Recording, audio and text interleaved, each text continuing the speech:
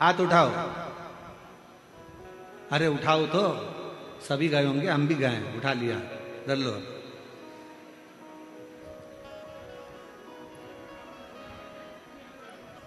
सारे सब्जेक्ट की अलग अलग एक एक फेयर कॉपी होती है। बोलो तो, कौन सी कॉपी? Fair copy.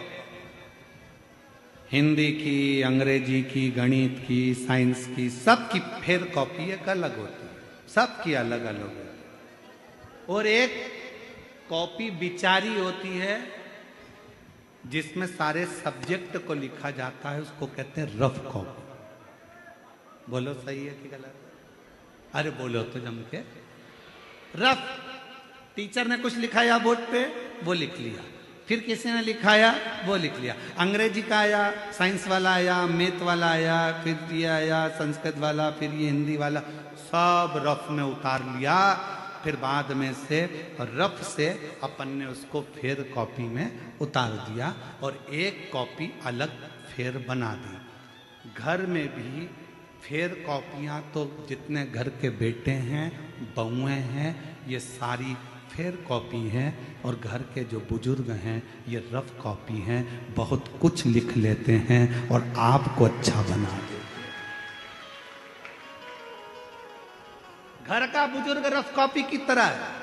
इसने भी कुछ कहा, उसने भी कुछ कहा, बड़ी बहू कुछ बोल गई, छोटी कुछ बोल गई, मंजला कुछ बोल गया, संजला कुछ बोल गया, ननद आई बोल गई, मामा जी आए बोल गए, फूफा जी आए बोल गए। वो रफ कॉपी घर का बुजुर्ग सब अपने अंदर उतारता जाता है और उन सब की सुनकर फिर रफ कॉपी में से फेयर कॉपी बनाता जाता है। बड़े बेटे को कह देगी बेटा ऐसा कर लेना, छोटे को कह देगी ऐसा कर लेना। हिंदी सही कर दी, अंग्रेजी की कॉपी सही कर दी, साइंस की कॉपी सही कर दी, पूरे घर को अच्छा कॉपी दिया, फेयर कॉपियां दे दी और घर की वो रफ कॉपी तो रफ ही रह गई। आखिरी में भी लोगों ने कहा माँ तू चुप रहे, तुझे कुछ नहीं आता। क्यों? क्योंकि वो रफ थी, उसने सब कुछ धारण करा, फेयर नहीं हो पाई क्योंकि सबके लिए जी थी। ये कॉपी, रफ कॉपी सबके लिए जी है। ये रफ कॉपी आखिरी में उठाकर खत्म हो जाती है, भरा जाती है तो फेंक दी जाती है। और फेयर कॉपी को तो एग्जाम तक भी संभाल कर रखा जाता है, काम आएगी, काम आएगी, काम आएगी।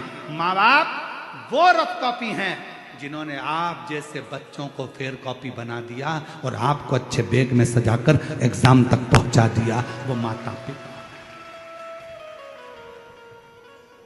और उस माता पिता का आदर करो, सम्मान करो, सत्कार करो। आज बच्चों को जैसे एक माता पिता को बच्चों की जरूरत होती है, इसी तरह बच्चों को भी अपने माता पिता की जरूरत होती है, इसी तरह माता पिता को भी बच्चों की जरूरत होती है।